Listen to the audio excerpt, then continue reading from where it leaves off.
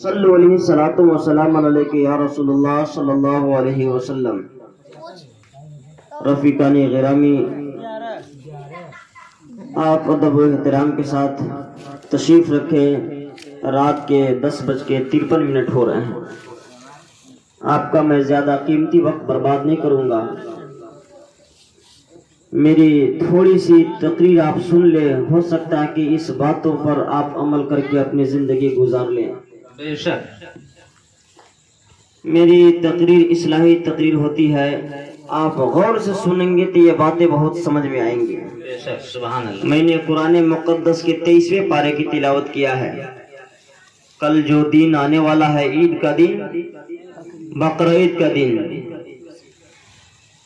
بچہ بول دیا، میں نے بولا کہ عید کا دن، میں نے بولا عید کا دن، یہ بول دیا بقرعید کا دن۔ لیکن عید اور بقرعید فرق ہے تھوڑا سا۔ عید کس کو کہتے ہیں اور بقرعید کس کو کہتے ہیں؟ یہ دونوں، اس پر تو گفتگو نہیں ہونی تھی، لیکن اب بول دیا تم کو بتانا پڑ گیا، لیکن اس کو ہم بتائیں گے بھی۔ اعلی حضرت عظیم البرکت محدث بریلوی علیہ رحمۃ رضوان کا 2-3 اشعار پیش خدمت ہے، اس کے بعد میری گاڑی چالو ہوتی ہے۔ جب تک کہ اعلی حضرت کا ذکر نہیں ہوتا، نعت خوانی نہیں ہوتی، گاڑی اسٹارٹ ہی نہیں ہوتی ہے۔ واہ واہ سبحان اللہ۔ جب تک کہ آپ اپنی گاڑی میں پیٹرول نہیں ڈالا لیتے ہیں، تب تک کہ گاڑی آگے نہیں بڑھتی ہے۔ تو ہم سنیوں کی جان ہے امام اعلی حضرت، سبحان اللہ۔ اعلی حضرت کا یہ فقیر شعر نہیں پڑھتا ہے تو اس کی تقریریں شروع نہیں ہوتی ہے۔ واہ واہ سبحان اللہ۔ کیا ہے؟ اعلی حضرت فرماتے ہیں، حاجیو آؤ شہنشاہ کا روزہ دیکھو۔ حق ہے۔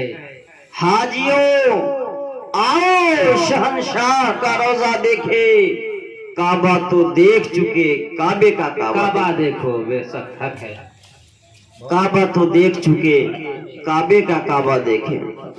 میرے عزیز دوستو، اس میں بہت اشعار ہیں، ایک ہی شعر میں نے پڑھا ہے صرف گاڑی سٹارٹ کرنے کے لیے۔ کسی شاعر نے کیا ہی خوب کہا ہے، اے ختم رسول مکی مدنی، کونین میں تم سا کوئی نہیں۔ سبحان اللہ۔ اے ختم رسول مکی مدنی، کونین میں تم سا کوئی نہیں۔ اے نور مجسم، تیرے سوا محبوب خدا کا کوئی نہیں۔ سبحان اللہ سبحان اللہ۔ حق ہے ماشاء اللہ۔ تیرے سوا کوئی نہیں۔ کونین، اس دنیا اور اس دنیا، یعنی یہ کونین، یہ دنیا اور وہ دنیا، یعنی محمد رسول اللہ صلی اللہ علیہ وسلم کے علاوہ ایسی ذات کسی کی ذات ہے ہی نہیں۔ حق ہے سبحان اللہ۔ بے شک یہ شان تمہاری ہے آقا، تم عرش بری پر پہنچے ہو۔ یہ شان تمہاری ہے آقا، تم عرش بری پر پہنچے ہو۔ ذیشان نبی ہے سب، لیکن سرکار سے اچھا کوئی نہیں۔ سبحان اللہ۔ سب نبی اعلیٰ و عرفہ ہیں، لیکن آخری نبی جناب محمد رسول اللہ صلی اللہ علیہ وسلم کی جو شان ہے وہ کسی نبی کی شان نہیں ہے۔ حق ہے حق ہے حق۔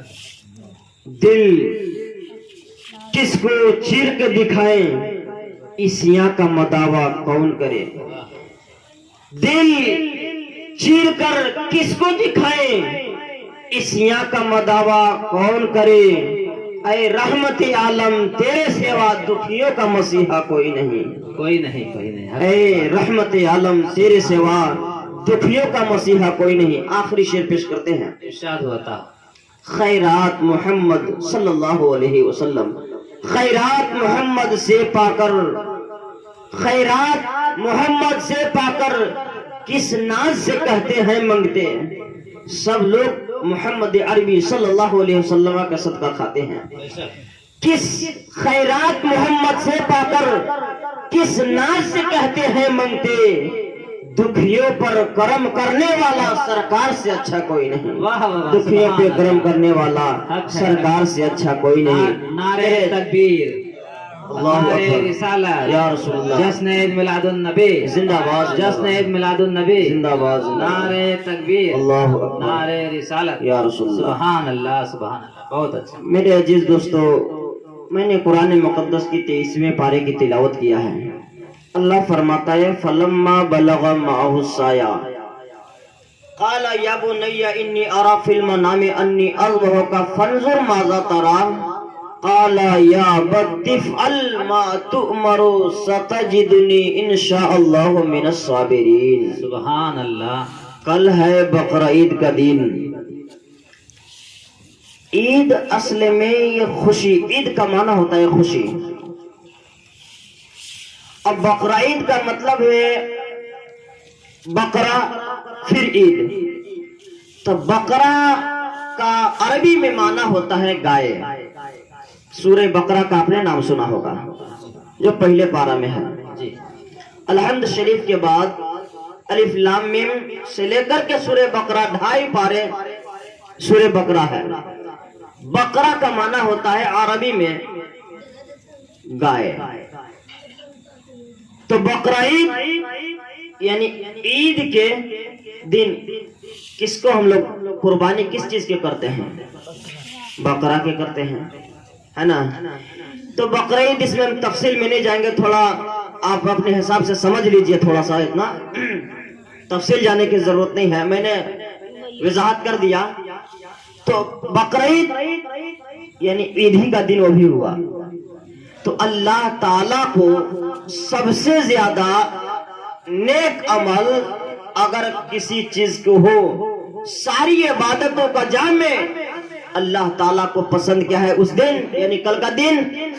جانور کو ذبح کرنا، خون بہانا، یہ سب سے زیادہ پیارا پسندیدہ چیز اللہ تعالیٰ کو ہے۔ سبحان اللہ، سبحان اللہ۔ کتابوں میں آتا ہے، رسول کریم صلی اللہ علیہ وسلم ارشاد فرماتے ہیں کہ آدمی اپنی جانور کو ذبح کرتا ہے اور ذبح جیسے ہی کرتا ہے وہ خون زمین پر نہیں گرتا ہے، اس سے پہلے ہی اس کی قربانی خدا کے بارگاہ میں مقبول ہو جائے گا۔ سبحان اللہ۔ ایک کتنی بڑی بشارت ہمارے اور آپ کے لیے ہے۔ سبحان اللہ کے جانور کو ذبح کیے اور خون یعنی ذبح کرتے کرتے وہ خون زمین پر گر جاتا ہے، لیکن اللہ تعالیٰ اتنا بڑا مہربان ہے، اتنا بڑا ہم لوگوں کے اوپر اپنا فضل اور کرم فرمانے والا ہے کہ وہ خون زمین پر نہیں گرنے دیتا، بلکہ آپ کو بندوں کی قربانی کو اپنے بارگاہ میں قبول فرما لیتا ہے۔ سبحان اللہ۔ اتنا بڑا کرم فرمانے والا ہے۔ حق ہے، حق ہے، سبحان اللہ۔ میں نے قرآن مقدس کی آیت کریمہ کی تلاوت کیا ہے، فَلَمَّا بَلَغَ مَعَهُ السَّعْيَ قَالَ يَا بُنَيَّ إِنِّي أَرَىٰ فِي الْمَنَامِ أَنِّي أَذْبَحُكَ فَانظُرْ مَاذَا تَرَىٰ قَالَ يَا أَبَتِ افْعَلْ مَا تُؤْمَرُ سَتَجِدُنِي إِنْ شَاءَ اللَّهُ مِنَ الصَّابِرِينَ۔ یہیں سے گفتگو اسٹارٹ ہے۔ قَالَ يَا بُنَيَّ، آپ نے سنا ہوگا کہ حضرت ابراہیم اور حضرت اسماعیل یہ باپ اور بیٹے ہیں۔ تو حضرت ابراہیم خواب دیکھتے ہیں کہ میں اپنے بیٹے کو ذبح کر رہا ہوں۔ کہتے ہیں قَالَ يَا بُنَيَّ إِنِّي أَرَىٰ فِي الْمَنَامِ أَنِّي أَذْبَحُكَ، اے میرے بیٹے میں نے تجھے خواب میں دیکھا کہ میں تجھے ذبح کر رہا ہوں، تمہاری رائے کیا ہے؟ تم کیا کہنا چاہتے ہو اس مسئلے میں؟ اپنی رائے پیش کرو۔ سبحان اللہ۔ بچہ کہتا ہے قال یا ابت افعل ما تؤمر ستجدنی انشاء اللہ من الصابرین۔ ابا حضور حکم خداوندی بجا لائیے، اللہ تعالیٰ نے جس چیز کا آپ کو حکم دیا ہے آپ کر کے دکھائیے، آپ کا بیٹا صابروں میں سے پایا جائے گا۔ سبحان اللہ، سبحان اللہ۔ باپ کہتا ہے اپنے بیٹے سے کہ اے بیٹا میں تجھے خواب میں دیکھ رہا ہوں کہ تجھے ذبح کر رہا ہوں، تمہاری رائے کیا ہے؟ تو اپنی رائے پیش کرو۔ بچہ کہتا ہے ابا حضور جس چیز کا آپ کو حکم ہے، اللہ تعالیٰ نے آپ کو جس بات کے حکم دیا ہے آپ کیجئے، اللہ تعالیٰ سے امید ہے اور آپ مجھے صابروں میں سے پائیں گے۔ میرے عزیز دوستو، لیکن معلوم ہے آپ اپنے بیٹوں کو ذبح کر سکتے ہیں؟ نہیں۔ آدمی جب خصی کو پالتا ہے تو جب وہ بکرا کو قربان کیا جاتا ہے اور جو سال بھر 1.5 سال اس بکری کو کھلا پلا کر کے جب بڑا کرتے ہیں تو اس کو رحم آتا ہے، مایا جس کو کہتے ہیں، کاٹنے میں موہ لگتا ہے کہ کیسے کاٹے۔ جب بکرے کو کاٹنے میں موہ لگتا ہے یعنی رحم آ جاتا ہے دل پر کہ کیسے ہم اس کو قربان کریں گے. بکرے کو کاٹنے میں آپ رحم محسوس کرتے ہیں تو جو ماں اپنے پیٹ کے اندر 9 مہینے بچے کو پال رکھا اور جب وہ بچے کے قربانی کے نوبت آ جاتے کیسے اپنے بچے کو کاٹ سکتے تھے. یہ تو بہت بڑی رحم اور موہ اور مایا والی بات ہو جاتی ہے. لیکن دیکھیے اللہ تعالیٰ نے حضرت ابراہیم علیہ السلام کو کہا کہ اے ابراہیم تم اپنے بیٹے اسماعیل کو ذبح کر دو, قربان کر دو. یہ قرآن شریف میں آیا. کیا آیا کہ تم اپنے بیٹے کو قربانی کرو, ذبح کرو. خواب بھی کی بات تھی لیکن نبی کی جو خواب ہوتی ہے وہ سچ خواب ہوا کرتی ہے. ہم لوگوں کی طرح خواب نہیں, انبیاء کرام رسولان اعظام کے جو خواب ہوا کرتا ہے وہ سچا خواب ہوا کرتا ہے. حضرت ابراہیم علیہ السلام 500 اونٹ لے کر کے گئے اور ذبح کرنے گئے, وہ بھی قربانی مقبول نہیں. دوسری رات خواب دیکھتے ہیں, پھر اونٹ لے جاتے ہیں, پھر قربان کرتے ہیں, لیکن وہ بھی قربانی نہیں مقبول ہوئی. تیسری رات ہوئی, پھر اونٹ لے کر کے گئے, لیکن وہ بھی قربانی مقبول نہیں ہوئی. اللہ تعالیٰ فرمایا اے ابراہیم اپنے بیٹے کی قربانی کرو, میں اس سے خوش ہونے والا ہوں. سبحان اللہ. حضرت ابراہیم علیہ نبینا علیہ الصلوۃ والتسلیم اپنے بیٹے حضرت اسماعیل علیہ نبینا علیہ الصلوۃ والتسلیم کو مکے کی طرف لے کر کے چلے ہیں. خانہ کعبہ جہاں آج واقع ہے اس سنسان بیابان چٹیل میدان میں آج حضرت ابراہیم علیہ السلام تو اسماعیل علیہ السلام و تسلیم کو لے کر کے گئے ہیں. سنیے ذرا. اور وہ بھی حضرت ابراہیم علیہ السلام 2 شادی کیے. ایک کا نام تھا حضرت سارہ رضی اللہ تعالیٰ عنہ اور دوسرے کا نام تھا حضرت ہاجرہ.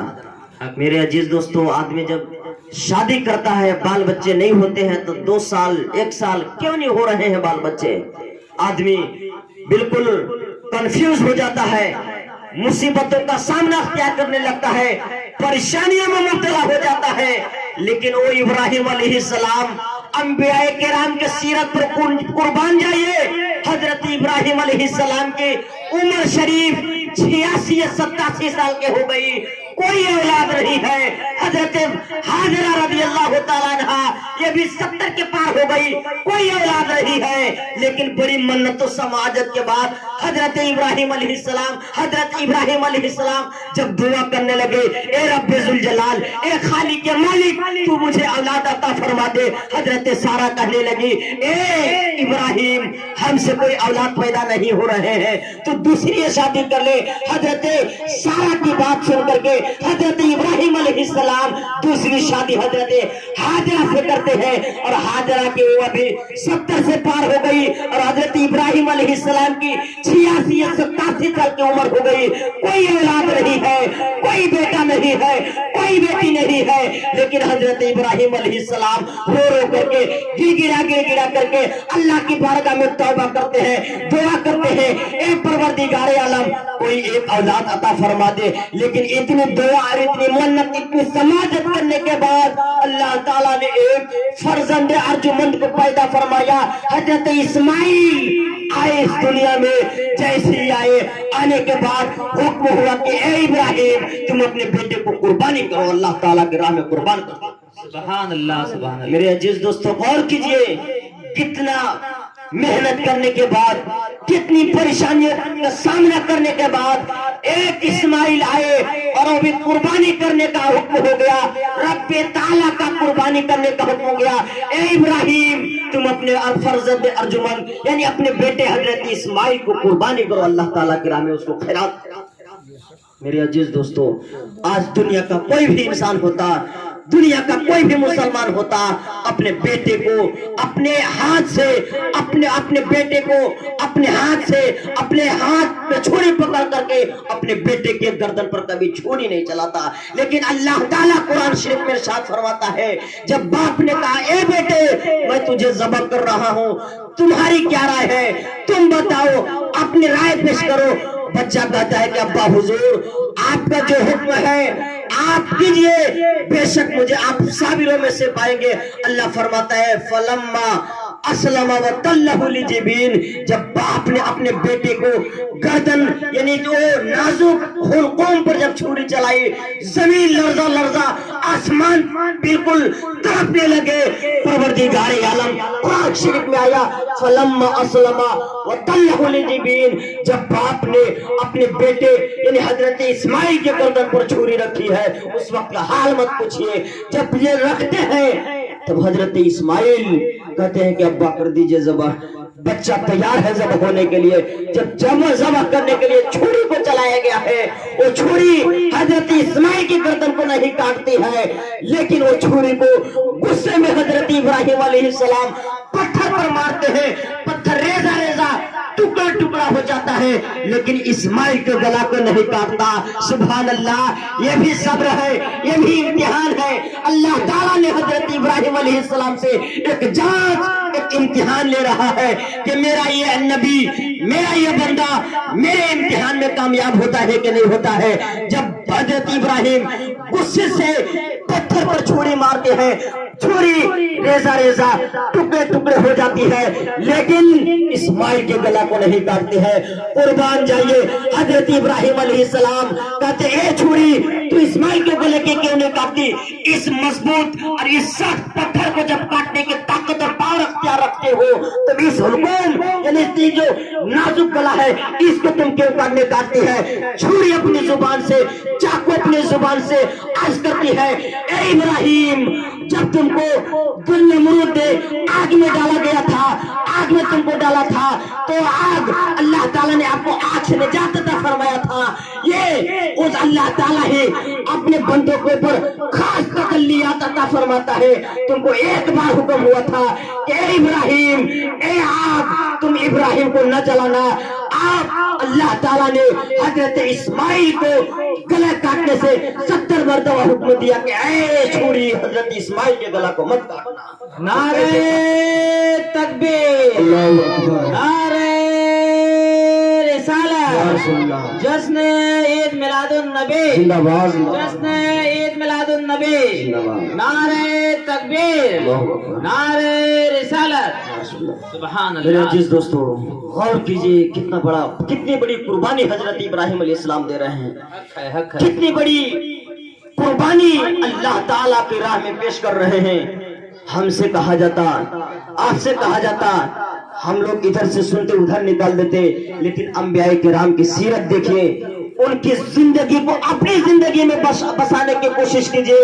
اگر ان کی زندگی کو اپنی زندگی میں بسا لیں گے تو سبحان اللہ دین کا نقشہ بدلتا چلا جائے گا، ہندوستان کی تصویر بدلتی چلی جائے گی، اور آپ کو ہمارے جو مخالف ہے ہمارے وہ محافظ بنتے ہوئے چلے جائیں گے۔ سبحان اللہ۔ میرے عزیز دوستو، جب حضرت ابراہیم علیہ السلام اپنے بیٹے حضرت اسماعیل کو جب کاٹتے ہیں، چھری چلاتے ہیں، وہ چھری نہیں کاٹتے ہیں تو شیطان بیچ میں آ گیا تھا۔ یہ واقعہ سے پہلے کہ یہ حضرت ابراہیم جو ہے اپنے بیٹے کو خواب میں دیکھے ہیں اور ذبح کرنے لے جا رہے ہیں، وہ شیطان مردود بیچ میں آ گیا تاکہ حضرت ابراہیم اپنے بیٹے کو ذبح نہ کرے، اپنے لختے جگر کو اللہ کی راہ میں قربان نہ کرے۔ لیکن اللہ تعالیٰ ایسے انبیاء کرام سے امتحان لیتا ہے، ایسے نبی حضرت ابراہیم ہے کہ آخری نبی کے تو باپ عالی شان ہے ہی ہے۔ آپ اس نبی کی بارگاہ میں دیکھیے جو نماز پڑھتے ہیں، 5 وقت نماز پڑھتے ہیں، اور درود ابراہیم بھی اس نماز کے اندر پڑھتے ہیں۔ کسی اور درود ابراہیم نہیں ہے، وہی ابراہیم ہے جو آپ نماز کے اندر درود ابراہیم نہیں پڑھا کرتے ہیں۔ سبحان اللہ، سبحان اللہ۔ سبحان اللہ۔ میرے عزیز دوستو، تو حضرت حاجرہ کے پاس شیطان گیا، حضرت ابراہیم کے پاس گیا، حضرت اسماعیل کے پاس گیا، کہنے لگے کہ یہ کیا قربانی ہے، کاہے کو ذبح کرنے جا رہے ہیں؟ ایسی ویسی بات شیطان سنانا شروع کیا۔ حضرت حاجرہ بولی، کہنے لگی کہ اگر ایک اسماعیل کیا، اگر کروڑ اسماعیل ایسے ہوتے، اگر اللہ کا حکم ہوتا تو ایک نہیں اگر 100 بھی ہوتے تو ہم ایک ایک کر کے اللہ تعالیٰ کی راہ میں قربان کرنے کو تیار ہو جاتے. سبحان اللہ. کرو تیرے نام پہ جا فدا، بس ایک جا تو جہاں فدا، جو 2 جہاں سے بھی نہیں جی برا، کرو کیا کروڑوں جہاں نہیں. اللہ سبحان اللہ. سبحان. ایک جا نہیں بلکہ اگر 100 جا ہوتے تو ایک ایک کر کے قربان کرتے ہوتے. میرے عزیز دوستو، لیکن جب قربانی کا بچہ جب پیدا ہوا، 6 مہینے یا سال بھر کے تھے حضرت اسماعیل، تو جیسے ایک شخص 2 شادی کرتا ہے تو دونوں کو شوتن کہتے ہیں، تو تھوڑا سا انبن شروع ہو جاتا ہے گھر میں کہ اس سے زیادہ لگاؤ، ہم سے کم لگاؤ رکھتے ہیں. میری ماں اور بہنیں بیٹھی ہیں، بڑی غور سے میری بات کو دھیان سے سنیے گا. ہوتا ہے ایسا کہ اگر ایک شخص دوسری شادی کر لے، 2 شادی کر لے، شوتن اگر گھر میں آ جائے تو تھوڑا سا انبن ہو جاتا ہے. لیکن حضرت سارا اور حضرت ہاجرہ کوئی انبن نہیں ہوا تھا. رشک کی تھی حضرت سارا، اور رشک اسلام میں جائز ہے. حسد حرام ہے، جلن حرام ہے، لیکن رشک جائز ہے. رشک کا مطلب ہوا کیا؟ جیسے کہ مثال کے طور پر لے لیجئے کہ مولوی عبد القادر صاحب 50,000 روپے مہینے مثلا کما رہے ہیں، مولوی حمید صاحب انہوں 25,000 روپے کما رہے ہیں. اب یہ دعا کریں گے کہ مولوی صاحب کے 50,000 کما رہے ہیں، اللہ تعالیٰ ان کو 10,000 کمائے، ان کو روزی دے، اور ہم 50,000 روپے کمانے لگے، تو یہ کیا ہے؟ حرام ہے. اور اگر مولوی حافظ عبد الحمید صاحب یہ دعا کرے کہ مولوی عبد القادر صاحب 50,000 کما رہے ہیں تو اللہ تعالیٰ مجھے بھی 50,000 کی توفیق عطا فرمائے، تو یہ جائز ہے. تو حضرت سارہ رضی اللہ تعالیٰ عنہ رشک کرتی تھی کہ یا اللہ میرے بطن مبارک سے کوئی بچہ پیدا نہیں ہوا، اور حضرت ہاجرہ کے بطن سے یہ بچہ پیدا ہو گیا. تو حضرت سارہ کہنے لگی اے ابراہیم اپنے شوہر سے کہ یہ بچہ اور حضرت ہاجرہ کو چٹیل میدان بیابان جنگل میں چھوڑ دیجئے، ان کو وہاں ہی رکھ دیجئے. اب حضرت ابراہیم علیہ السلام حکم ہوا خدا کا، آپ حضرت اسماعیل کو، ابھی دودھ پینے والے بچے ہیں، 6 مہینے کے بچے ہیں حضرت اسماعیل اور حضرت ہاجرہ، چھوڑ دیا گیا. کہاں؟ اس صفا مروہ کے قریب. الحمدللہ آج صفا مروہ سنگ مرمر بچھا ہوا ہے، لیکن اس زمانے میں کوئی آدمی وہاں جاتا نہیں تھا. اور کون خانہ کعبہ کی تعمیر کیا ہے؟ حضرت اسماعیل ہی تعمیر کیا ہے، حضرت ابراہیم ہی تعمیر کیا ہے. اس زمانے میں کوئی وہاں رہنے والا نہیں تھا، لیکن الحمدللہ آج جا کر دیکھیے لاکھوں لاکھ آدمی وہاں جا کر کے حج اور عمرہ سے مشرف ہوتے ہیں. سبحان اللہ. جب اس وادی میں حضرت ہاجرہ اور حضرت اسماعیل کو بیابان جنگل میں جب چھوڑا گیا تو حضرت ہاجرہ کہنے لگی کہ ابراہیم مجھے آپ یہاں چھوڑ کر کے جا رہے ہیں، یہ کون دیکھنے والا ہے؟ درندے پرندے جانور طرح طرح کے سب آتے جاتے، یہ کون دیکھنے والا ہے؟ میرے عزیز دوستو، حضرت ہاجرہ جب کہتے ہیں حضرت ابراہیم سے، حضرت ابراہیم کوئی جواب نہیں دیتے ہیں. پھر وہ واپس جانے کی تیاری میں ہے، لیکن پھر حضرت ہاجرہ کہنے لگی اے ابراہیم کچھ تو جواب دیجئے، مجھے آپ اس جنگل میں چھوڑ کر کے کیوں جا رہے ہیں؟ آپ جواب تو دیجئے. حضرت ابراہیم کچھ نہیں بولتے ہیں. تیسری بار جب حضرت ہاجرہ اپنی آواز کو، اپنی زبان کو جنبشتی ہے، حضرت ابراہیم بولتے ہیں کہ اللہ کا حکم ہے کہ حضرت ہاجرہ اور حضرت اسماعیل کو یہی پہاڑ کے پاس چٹیل میدان میں چھوڑ دیا جائے. حضرت ہاجرہ اتنی صابرہ، اتنی طاہرہ، اتنی عابدہ، اتنی زاہدہ عورت تھی، کہنے لگی جب اللہ کا حکم ہے تو چھوارا جو ہے، کھجور جو ہے، پانی جو ہے، یہ سب لے جائیے، مجھے کسی چیز کی ضرورت نہیں ہے. اللہ تعالیٰ مالک ہے، اگر وہ یہاں ٹھہرا رہا ہے، وہ یہاں رکا رہا ہے، وہ یہاں قیام کروا رہا ہے، تو ساری چیز اسی کے ذمہ کرم میں ہے. سبحان اللہ. سبحان اللہ. میرے عزیز دوستو، اگر کوئی شخص اپنے شوہر کو، کوئی شوہر اپنی بیوی کو جنگل میں چھوڑ دے تو پھر وہاں نوبت کیا ہو جائے؟ ایسی نوبت ہو جائے گی کہ وہ آدمی کو جینا مشکل ہو جائے گا. لیکن غور کیجئے، آپ اپنے دماغ لگائیے، استعمال کیجئے، بھیجا کو استعمال کیجئے کہ حضرت ہاجرہ اپنے شوہر کو کہہ دیتی کہ تو چلی جاؤ، ہم اللہ تعالیٰ نے جب مجھے یہاں آنے کا حکم دیا ہے تو اللہ تعالیٰ مالک ہے، پورا کرنے والی ذات خدا کی ذات ہوا. میرے عزیز دوستو، جب حضرت ہاجرہ رضی اللہ تعالیٰ عنہ جو کھجور تھا جو پانی تھا وہ پیتی رہی، اپنے بچوں کو دودھ پلاتی رہی. جب ماں کھائیں گی پیئیں گی تبھی بچے کو دودھ پلا سکتی ہیں. جب ماں ہی کھائیں گی نہیں پیئیں گی تو دودھ ہوگا کیسے؟ جب کچھ دن وہ پانی کھجور چلا، جیسے پانی اور کھجور ختم ہو گیا، ماں کے سینے سے دودھ خشک ہو گیا، نہیں سوکھ گیا، چھاتی سے دودھ نہیں اترتا تھا. بچے کی جان تڑپنے لگی.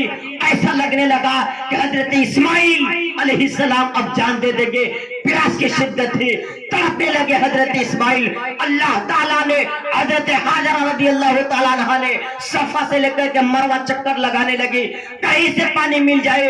حضرت حاجرہ صفا سے دوڑتی تھی، مروہ آتی تھی، مروہ سے دوڑتی تھی، صفا جاتی تھی. اور جب مروہ پر جاتی تھی ایک طرف سے کھانے کعبہ کو دیکھ کر کے پھر صفا پر جاتی تھی، مروہ سے صفا، صفا سے مروہ چکر لگاتی تھی. ایک بار کھانے کعبہ کا دیدار کرتی تھی، ایک طرف بچے کو دیدار کرتی تھی. سبحان اللہ. جب حضرت حاجرہ صفا مروہ اس پہاڑی کا چکر 7 بار لگائی، 7ویں بار جب لگائی حضرت حاجرہ چکر، تب حضرت اسماعیل کے ایڑی مبارک سے چشمہ جاری ہوا. سبحان اللہ. آگے زمزم جو پانی کہا جاتا ہے وہی پانی چشمہ جاری ہوا، فوارے امبلنے لگے. حضرت حاجرہ کہنے لگی اے پانی تو رک جا، رک جا. اگر حضرت حاجرہ اس دن اس پانی کو نہیں روکتی تو آج ہر جگہ آب زمزم موجود اور بہتا نہر کی طرح سیراب ہوتا ہوا نظر آتا. سبحان اللہ. میرے عزیز دوستو، اس لیے حضرت حاجرہ نے اس دن پانی کو روکا. روکنے کے بعد آج ہر جگہ جائیے مکے اور مدینہ شریف، آپ کہیں بھی وہ پانی دستیاب ہے، کبھی ختم نہیں ہوا کرتی ہے، نہیں ہوا کرتا ہے. سبحان اللہ. یہ حضرت حاجرہ کی یاد ہے. حضرت حاجرہ جب وہ دیکھتی ہے کہ پانی نکل گیا، حضرت اسماعیل سیراب ہوئے، حضرت حاجرہ سیراب ہوئی. اور آج یہ برکت دیکھیے، یہ حضرت حاجرہ کوئی نبی نہیں ہے. امام جلال الدین سیوطی اپنی کتاب کے اندر لکھتے ہیں کہ مرد ہی نبی ہو سکتا ہے، عورت نبی نہیں ہو سکتی ہے. عورت ولیہ ضرور ہو سکتی ہے لیکن عورت نبی نہیں ہو سکتی ہے. نبی اگر کوئی ہو سکتا ہے تو مرد ہو سکتا ہے، لیکن اب مرد بھی نبی نہیں ہو سکتا ہے. کیوں؟ اس لیے کہ اللہ تعالیٰ نے آخری نبی کو پیدا فرما دیا ہے. آخری نبی ہمارے اور آپ کے پیغمبر جناب محمد رسول اللہ صلی اللہ علیہ وسلم اس خاک دانے گیتے پہ تشریف لا چکے ہیں. اگر کوئی اب آخری نبی یعنی اب کوئی اور نبی آنے کا اگر سمجھے تو کافر ہو جائے گا. اس لیے کہ اللہ تعالیٰ نے آخری نبی کو پیدا فرما دیا ہے. محدث دہلوی مدارج النبوہ کے اندر اور بہت سارے لوگوں نے، بہت سارے علماء کرام نے آخری نبی ہونے کا اعلان فرما دیا کہ اب کوئی بھی نبی پیدا نہیں ہو سکتا ہے. آخری بات ہم کہہ کر کے گزر جائیں گے. امام جلال الدین سیوطی نے اپنی کتاب کے اندر لکھا کہ حضرت حاجرہ یہ ولیہ ہیں، اور ولیہ عورت ہو سکتی ہے لیکن نبی عورت نہیں ہو سکتی ہے. لیکن آپ ہم اعلی حضرت کے ماننے والے ہیں، ٹن ٹن سنی ہیں. لوگ بہت سارے لوگ اس ہندوستان کے اندر کہتے ہیں کہ غریب نواز کے مزارات کی چادر نہیں چومنی چاہیے، خواجہ پیا کی چادر نہیں چومنا چاہیے، مخدوم اشرف کا چھوچک کے مزارات پر نہیں جانا چاہیے. آپ غور کیجئے، آج ہر فرقے کے لوگ مکے اور مدینے جاتے ہیں. یہ بتائیں تو صحیح، حضرت حاجرہ جو سکھم صفا مروہ کے چکر لگائی ہے، کیا وہ نبی تھی؟ کیا وہ نبیہ تھی؟ نہیں، وہ ولیہ تھی. تو جیسے ایک ولیہ ہے اسی طرح سے خواجہ غریب نواز ہندوستان میں ایک بزرگ کامل بزرگ لیتے ہیں، اسی طرح سے بغداد میں بڑے پیر اور دستگیر لوگ لیتے ہیں. اگر ہم ان کی چادر کو، ان کی چوکٹ کو چوم لیں گے ہمارے اوپر شرک کا فتویٰ لگ جاتا ہے. لیکن آج ہر فرقے کے لوگ جاتے ہیں اور جانے کے بعد صفا مروہ کا چکر لگاتے ہیں.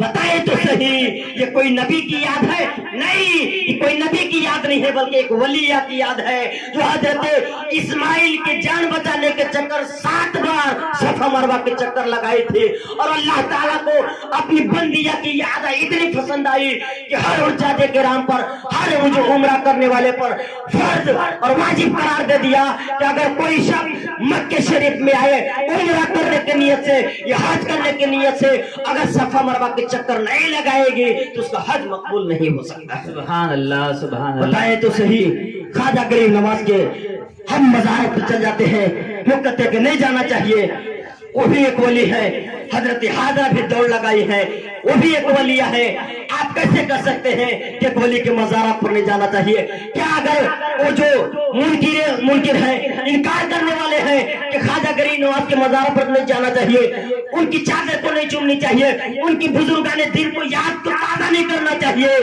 آپ جب مکے میں جاتے ہیں، مدینہ شریف میں جاتے ہیں، آپ کس کی یاد کو تازہ کرتے ہیں؟ بتائیں تو صحیح۔ اس لیے میرے عزیز دوستو، اگر کوئی بھی حج کرنے جاتا ہے یا عمرہ کرنے جاتا ہے تو ہر حاجی، ہر حجاج کرام پر یہ واجب قرار دے دیا گیا ہے کہ اس بندیا، اس ولیہ کی یاد کو تازہ کرے، 7 بار صفا مروہ کو چکر لگائے، تبھی تو اس کا حج مقبول ہوگا، ورنہ مقبول نہیں ہو سکتا ہے۔ حق ہے، سبحان اللہ، سبحان اللہ۔ اس لیے اللہ تعالیٰ نے ہم لوگوں کے اوپر اپنا خاص فضل فرمایا ہے، ہمیں مسلمان پیدا کیا ہے اور ہمیں اہدنا صراط المستقیم پر گامزن عطا فرمایا ہے۔ بے شک۔ اسی طریقے سے آپ نے سنا ہوگا کہ 3 شیاطین کو الحمدللہ یہ فقیر بھی مدینہ شریف سے حاضری کا شرف ملا ہے، اس فقیر کو بھی۔ شاید کہ 2019 میں میں بھی گیا تھا اور دیکھا مناظر کتنے اچھے لگتے ہیں کہ سبحان اللہ، اللہ رب العزت سب کو مدینہ شریف اور مکہ شریف کی توفیق بخشے، آمین ثم آمین۔ میرے عزیز دوستو، رمی جمرات ابھی یعنی جو کل آج ہی وہاں قربانی ہو گیا ہوگا، مکہ شریف میں آج ہی قربانی مینا کے وادی میں ہو گیا ہوگا۔ تو 3 شیاطین ہیں، تینوں شیاطین کو یعنی 10ویں ذی الحجہ، 11ویں ذی الحجہ، 12ویں ذی الحجہ کو 7 کنکریاں اٹھا کر کے مارتے ہیں۔ سبحان اللہ، کس کی یاد ہے؟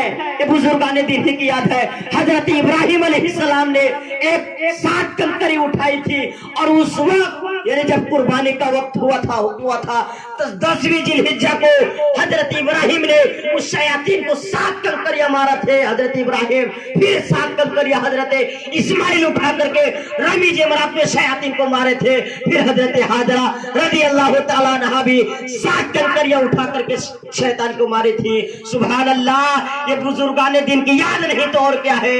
آپ بتائیں تو صحیح، ہر حجاج کرام جب جاتے ہیں تو آج کا دن وہاں پر کنکریاں مارے ہوں گے، کل بھی ماریں گے اور پرسوں دن بھی ماریں گے۔ یہ کس کی یاد ہے؟ بزرگان دین کی یاد ہی تو ہے۔ سبحان اللہ۔ میرے عزیز دوستو، اس لیے ہمارے اعلیٰ حضرت عظیم البرکت امام عشق و محبت امام اعلیٰ حضرت عظیم البرکت نے ہم لوگوں کو ایسا درس دیا ہے کہ آج الحمدللہ مسلک اعلیٰ حضرت پر اگر کوئی سچے سے اس مسلک کو تھام کر کے رکھے تو کل آج یہاں بھی کامیاب رہے گا، کل میدان محشر بھی کامیاب رہے گا۔ سبحان اللہ۔ وقت نہیں ہے ورنہ اس پر بھی تفصیل بات ہوتی۔ میرے عزیز دوستو، وقت زیادہ ہو رہا ہے، کل آپ لوگوں کو تیاری بھی کرنی ہوگی، اس لیے پھر کبھی انشاءاللہ موقع ملے گا تو پھر باتیں کی جائیں گی۔ الحمدللہ ہم سے جو کچھ بھی بولنے میں لفظاً سہون مانن غلطیاں خامیاں کوتاہیاں ہوئی ہوگی، اللہ تعالیٰ کے بارگاہ میں صدق دل سے توبہ کرتا ہوں۔ استغفر اللہ ربی من کل ذنب واتوب الیہ۔ السلام علیکم ورحمۃ اللہ وبرکاتہ۔ خیر السلام علیکم۔